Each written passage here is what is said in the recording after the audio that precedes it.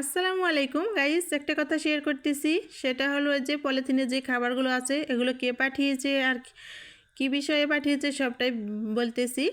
তো পুরো ভিডিওটা দেখুন। তো আমার ভাইয়ের ওখানে ওয়াজ মাহফিল হয়েছে। তো আমাকে যেতে বলেছিল, গতকালকে ওয়াজ মাহফিল হয়েছে। তো আমি কিন্তু সেখানে যেতে পারিনি। তো আমার বোন গিয়েছিল।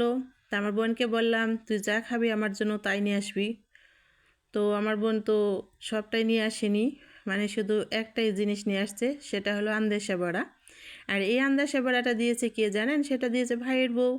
তো ভাইয়ের বউ ভাবি বলে কথা, আর ভালোবেসে দিয়েছে আমাদের জন্য। তো তার কিন্তু প্রশংসা তো করতে হয় অবশ্য। তো তারপরেও একটা কথা বলতেছি, একটা মানে প্রবাদ আছে, ভাইয়ের বউ মানে কটকট তালের জট।